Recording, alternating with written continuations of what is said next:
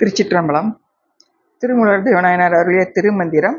அதில் அசபை என்ற தலைப்பில் இருக்கக்கூடிய பாடல்கள். அசபை என்பது ஜெபிக்க தனியாக அந்த மந்திரத்தை சொல்லணும்னு அவசியமே இல்லை. நம்ம மூச்சு விடும்போதே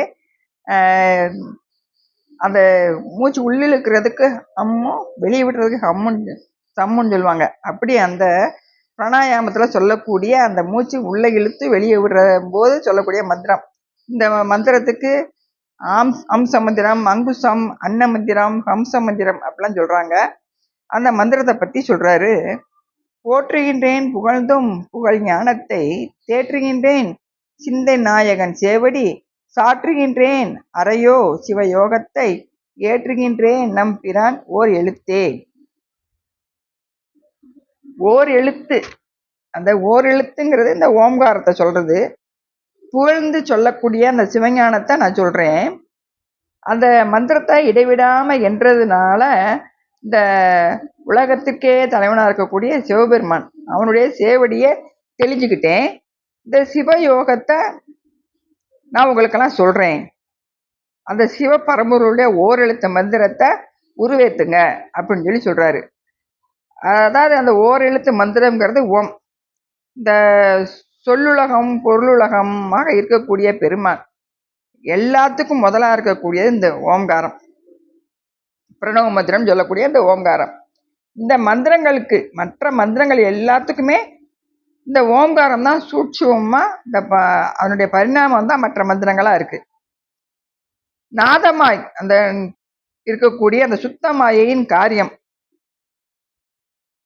இந்த ஓம்காரம் ஓரெழுத்து இந்த சொற்கள்லாம் ஓம் என்ற இசையோசையை குறிப்பது மட்டும் இல்லாம நாதத்தையும் குறிக்கக்கூடியதா இருக்கு.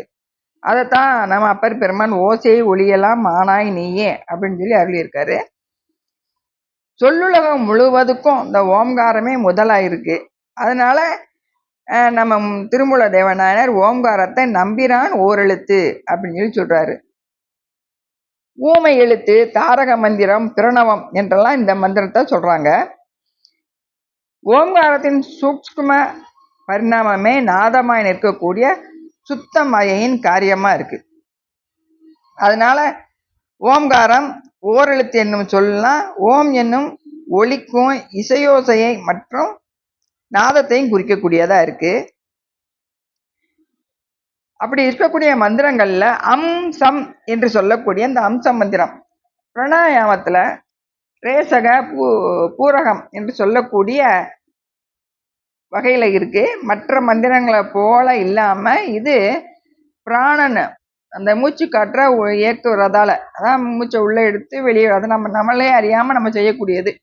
அதுக்கு தனிப்பட்ட ஜெபிச்சுக்கிட்டு மந்திரத்தை ஜெபிக்கணும்னு அவசியமே இல்லை. அதைத்தான் அசைபை அப்படின்னு சொல்லி சொல்றாரு. இதனால பிராண இயக்கத்தை உடைய ஒவ்வொரு உயிரிடத்தையும் இது இருக்கக்கூடியதா இருக்கு. திருப்பார்கடல்ல திருமால் அரிதுயில் கொள்ளும் பொழுது இந்த மந்திரம் அவர் மூச்சு விட்டுக்கிட்டே இருந்ததுனால, இயல்பா செஞ்சுக்கிட்டே இருந்ததுனால அவரது இதயத்துல இருக்கக்கூடிய தியாகராஜ பெருமான் அங்கு அசபா நடனம் செஞ்சாரு அப்படின்னு சொல்லி சொல்லப்படுது.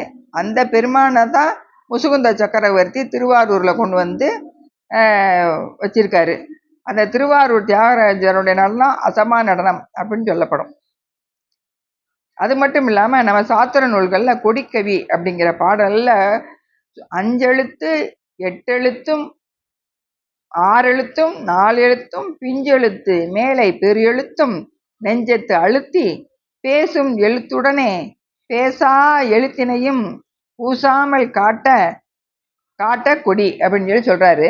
அதாவது 5 எழுத்து அப்படிங்கிறது சிவாய நம என்று சொல்லக்கூடியது. ஓம் ஆம் ஔம் அப்படி சிவாய நம என்று சொல்லக்கூடியது 8 எழுத்து. ஓம் நமச்சிவாய அப்படின்னு சொல்றது 6 எழுத்து. ஓம் சிவாய நம என்று சொல்வது 4 எழுத்து. இப்படி இந்த எழுத்துக்களை எல்லாம் விதிப்படி உச்சரிச்சு அந்த எழுத்துக்கள் எல்லாம் ஒவ்வொரு எழுத்துக்கும் ஒவ்வொரு பொருள் இருக்கு. பஞ்சாட்சரத்தில் இருக்கக்கூடிய சொரூபத்தை, அந்த பஞ்சாட்சரமா இருக்கக்கூடிய பெருமான் அந்த சொரூபத்தை அறிந்து பிஞ்சு எழுத்துங்கிறது வகாரம். அந்த வகாரம் பராசக்தியை குறிக்கக்கூடியதா இருக்கும்.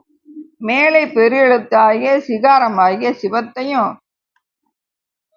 அவங்களுடைய மனசுல யார் இந்த மந்திரத்தை ஜெபிக்கிறாங்களோ அவங்க இதயத்துல வச்சா இந்த வகாரம்ங்கிறது சக்தி. அந்த சக்தி பேசா எழுத்தாகி அந்த சிகாரங்கிறது சிவத்தை சொல்லும். அந்த சிவத்தோடு இந்த ஆன்மாவை கொண்டு போய் அழுத்து வைக்கும், அந்த பேரானந்தத்தில் அழுத்து வைக்கும் அப்படின்னு சொல்றாரு. இதையே உண்மை விளக்க பாடலும் சொல்லும்.